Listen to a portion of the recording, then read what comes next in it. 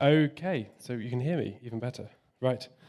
Yeah, so I'm Chris. My kind of day job is more software development and building a karate club management platform, as well as kind of consultancy work for clients. But my degree was electronic engineering, so I still do an awful lot of electronics. And last year I spoke about these things, which are a whole bunch of like LED art badges that I made.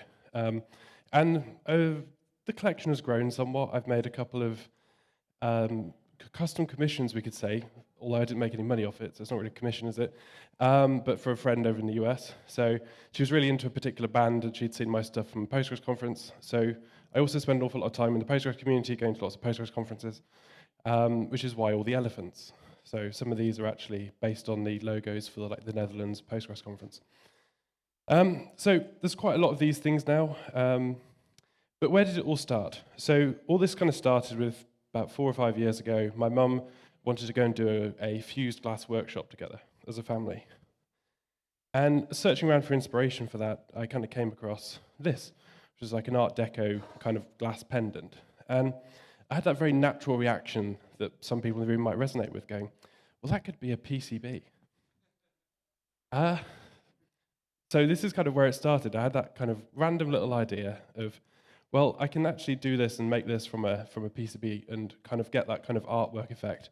And then, of course, just a dumb PCB that looks pretty is pointless, right? So we can at least make it do things. So this design, got a few LEDs on, a little microprocessor on the front, battery on the back, and then obviously I made a few of them. But this was all, fun.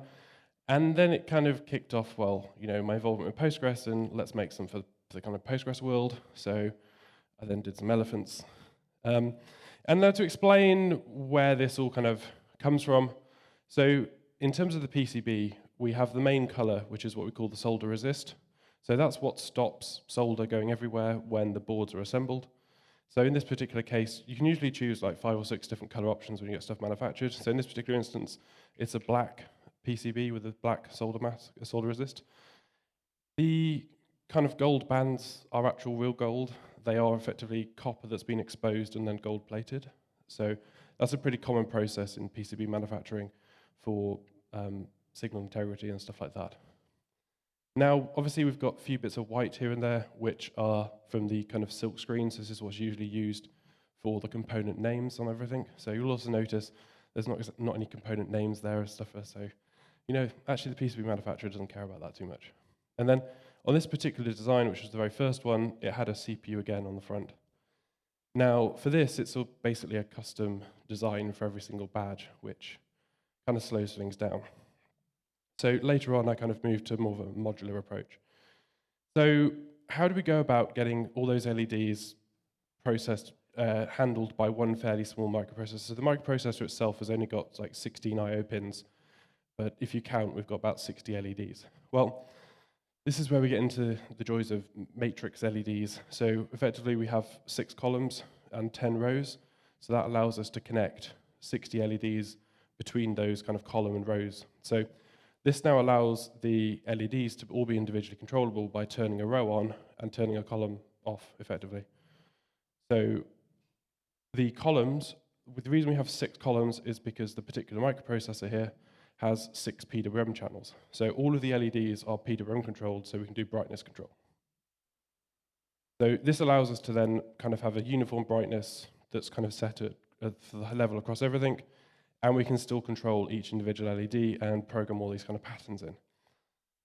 So very early on, I decided to move to more of a modular approach. So there's a control module at the back, which has the battery clip and the microprocessor on. And then that is basically, I got a big batch of those made up, and it's easier to assemble those 2 kind of PCBs together by hand than it is to solder the battery clip on by hand or to solder the switches on by hand, which I was doing at one point. The one thing I'm never doing is soldering the LEDs by hand, because that is a complete pain in the ass. So this is basically the control kind of circuit. It's nothing more than basically just an 80 tiny 1616. Now that has a whole 2 kilobytes of RAM, 16 kilobytes of flash, and because it's battery powered, is limited to clocking at about 4 megahertz. So this is the other fun thing is there's kind of voltage frequency curves of pretty much everything. So the lower your battery voltage, the slower it kind of affects. Well, you can't clock it too fast. So with the kind of little tiny cooling cells we're using, when they're at the end of their battery life, there is no chance you can run at the kind of high clock speeds.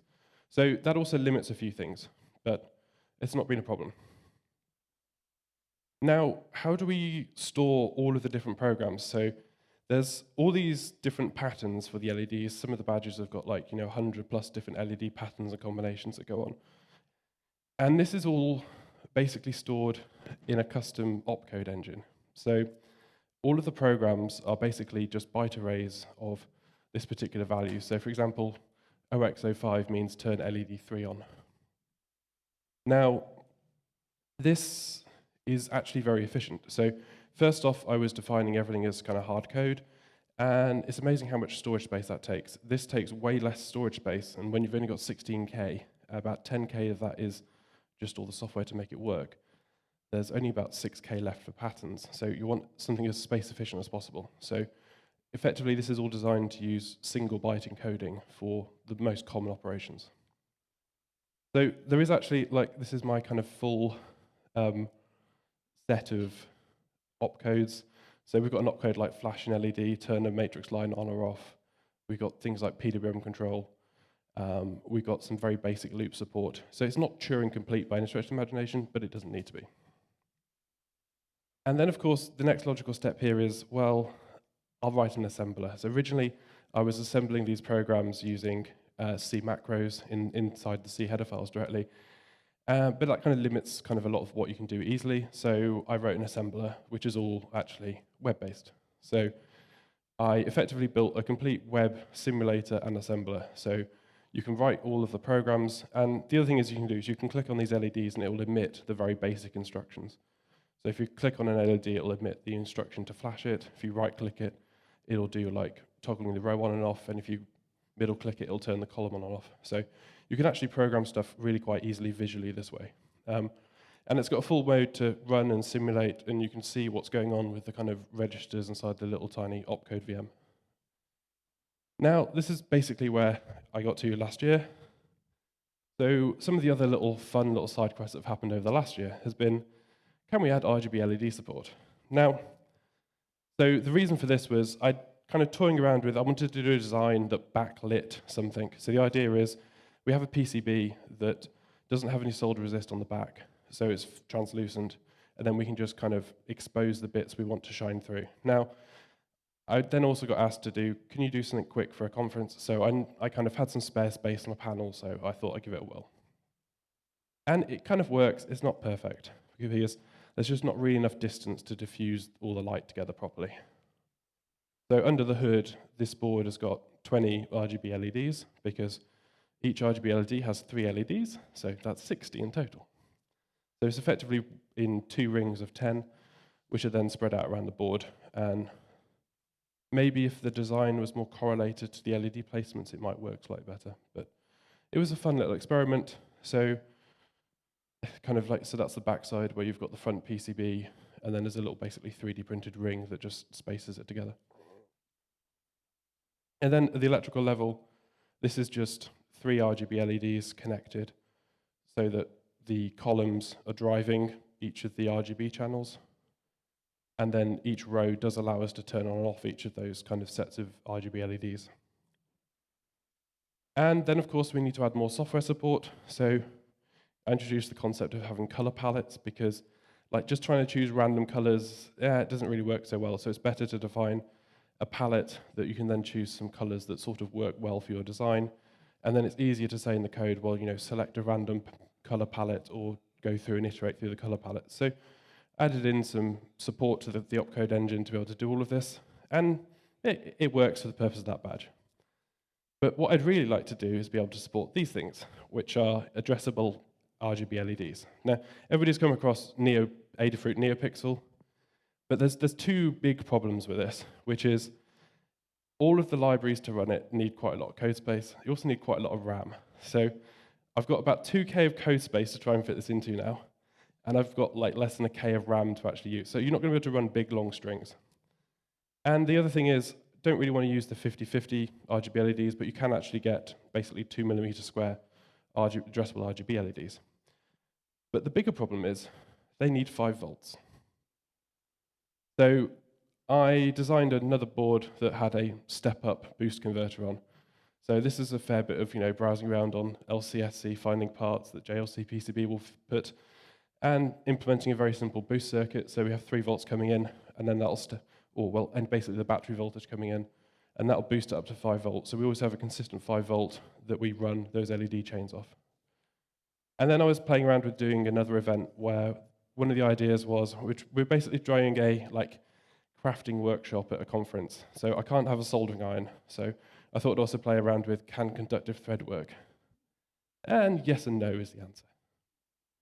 But so that was basically a design I made where we have the switch-up converter, and then the idea was to play with kind of conductive thread on this particular one. So trying 2 different things in the same kind of thing as a test. So I still need to add code support to try and make addressable LEDs all work. So that's where that particular side quest ended for now. It'll come back. And then I made some BBC micro LED badges, and I gave them to some friends at the BBC. And then he very nicely said, well, do you think you can make it smaller? And that kind of very typical mindset of, well, I went away, thought about it a bit, and it's like, my first reaction is, no, this is not possible, right? I'm basically space constrained by how big the battery is. Like, there's really not much space on that control module to have the CPU and the battery. So I started thinking, I'd seen a video, I think, by Big Clive. He was talking about like the vapes and the batteries they use in that. And there's these basically capacitor-sized vape batteries that you can get. Problem is, they're a bit expensive. Not really sure how I could make it all work properly. So browsing around alternatives a bit more, and I kind of also came across, you can actually get rechargeable versions of the CR2032 coin cells. I thought this is interesting, and I found you got some with basically a clip so I can solder them on. It's like, well, maybe I could actually now stack this on top of the processor. But these are still kind of expensive. They're about £2 each, roughly. So given the cost points of everything, that's not really something I can commit to having in the design.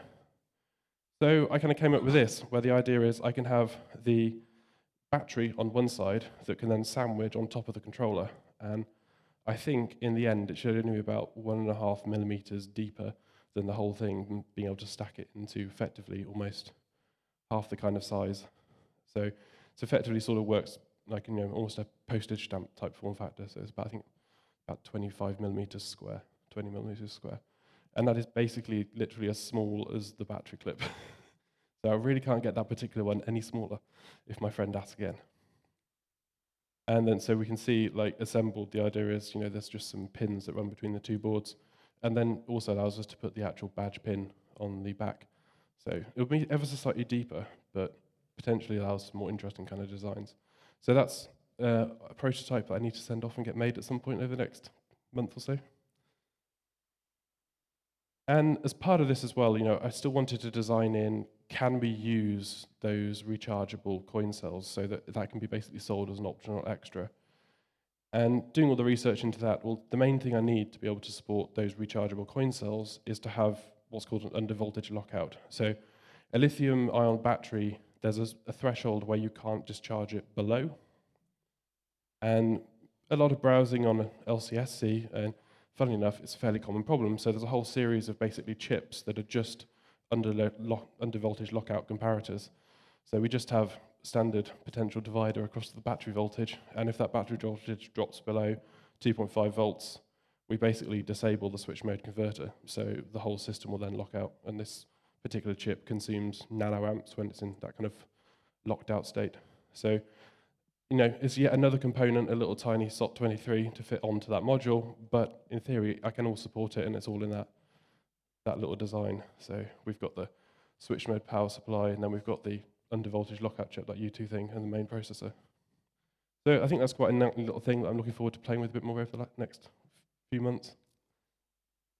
And then the other kind of really interesting thread that I'd been thinking about for a while is what I'd really like is to try and simplify being able to program it and make it so that normal people can do this without having to install Arduino, download code, copy and paste header files, compile stuff to upload it.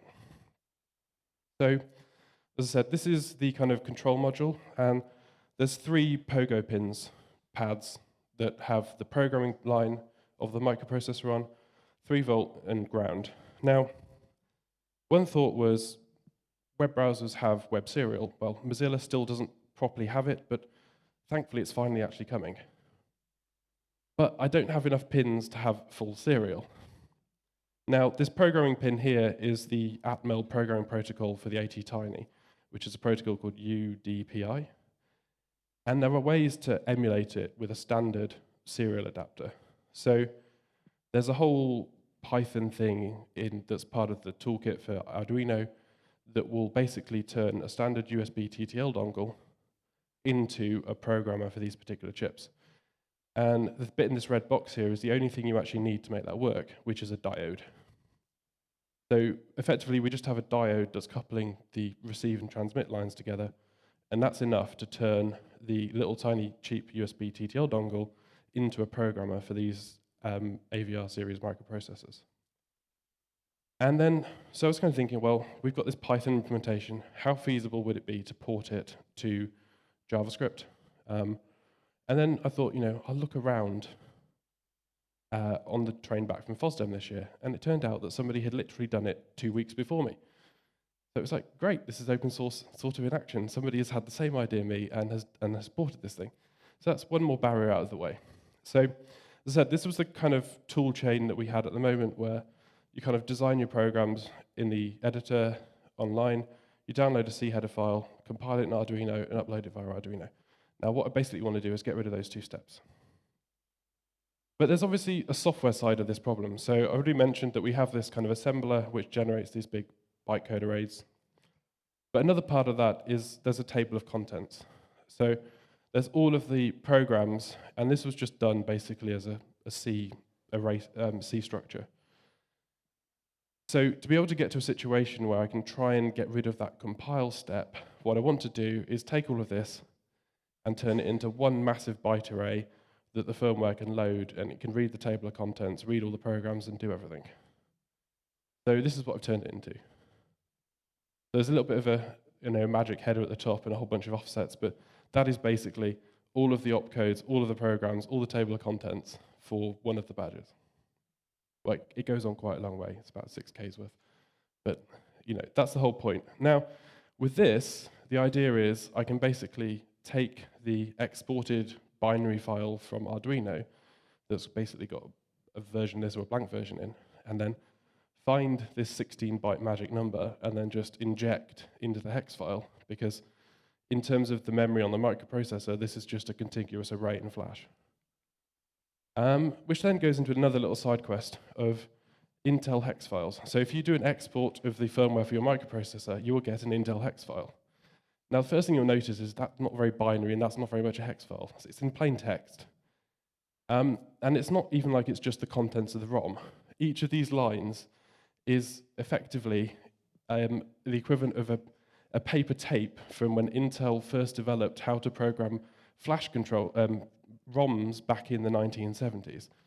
So effectively, the first thing is a command, then we've got an address, then we've got some kind of check, then we've got the data to actually write, and then a checksum. So wrote a whole bunch of JavaScript to parse this. It's not particularly difficult, but now I can then, inside the browser, basically load the hex file, turn it into a contiguous array, inject my stuff into it. So we basically do take a copy of the hex file, assemble my program space, and inject it into the hex file, and then you can download it. So that was like, okay, I've managed to get rid of this. So I've managed to get rid of this compile step in the middle, and I can just take a binary file, inject stuff. But now can we get the actual programming side to work? So as I said, I'd found this thing called Web UDPI Inline. It's not on NPM or anything, so I've basically taken a fork of it, and I might try and upload something to NPM to make this more feasible. And this does actually work. So it uses the web serial support in the browser. So you basically open the serial port, connect this UDPI system. You then have to do fun, like you have to go and read the device and then go and match it against some static data with the device ID to know the size of the ROM, the offsets of everything inside the actual memory controller, and then put it into program mode, and then you can actually program it. And this does all work. So we can basically go and say, we'll take our hex file, we'll inject all of our opcodes, and we'll program it over UDPI. So we've now managed to go from, you can do everything in the browser. You can go from program the patterns in the browser, it'll, behind the hood, mangle the hex file, and then you can actually push the button to upload it straight into the badge. So we can see here we've got a program badge button at the top, and we can see down here it says upload complete, wahey. And so I'll stick it on my site soon, so if anybody's interested, I do have some programmers on me, if you wanted to have a go. And litup.art is the website. And for that, any questions?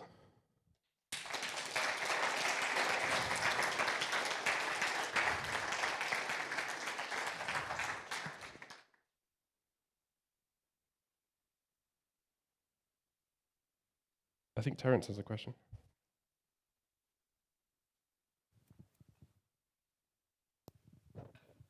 Those are really cool. It was a brilliant talk. Forgive my ignorance, but would it be possible to use something like BLE on the boards, or is there just not enough power? Or so that was one of the options I was considering, and there is a few people that have done that. The BLE chips, basically is the Nordic Semiconductor series. My problem is I'd have to rebuild the whole thing, but I think the bigger problem I've got is I don't think I've got enough board space for an antenna. So yeah, that was an option I was thinking of. Maybe it's something I'll try and play with more in the future, but this was actually, the fact I could get Web Serial to do this was really cool. And the fun thing is, like, this little, I've got the little programming adapter.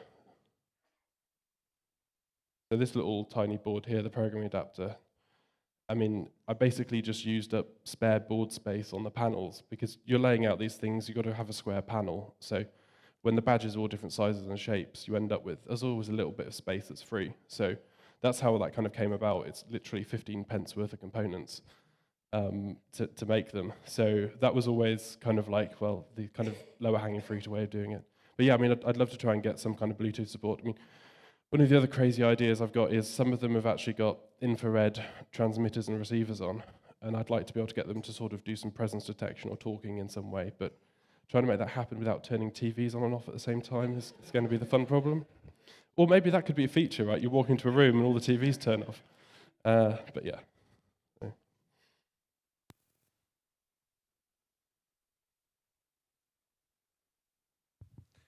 If you didn't have awkward friends asking you to make the board smaller, like, what would it take to use the rechargeable batteries and let users recharge their own devices?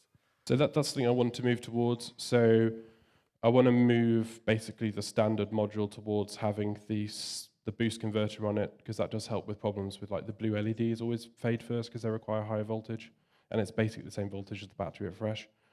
And then if I've got the undervoltage lockout chip there, then you can use the kind of rechargeable batteries on basically everything. So I'm hoping that in my next production run, effectively, of the control modules, they can support the rechargeable batteries.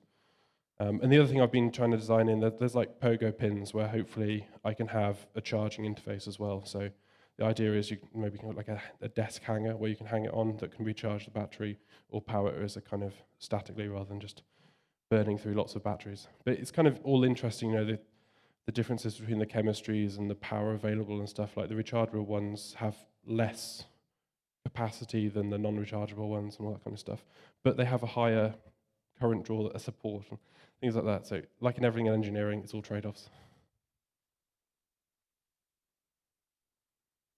Any last questions?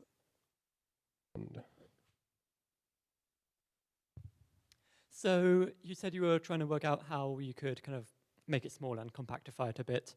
I was wondering if you'd looked at like smaller coin cell batteries, or if they like have limitations that made it not viable, or that kind of thing. So I mean, when I was first designing it, that was one of the things I kind of went through and a few times was, actually, is it better to stack two thinner coin cells to get the higher voltage out of them, and then have a step, basically then a switch mode step down converter?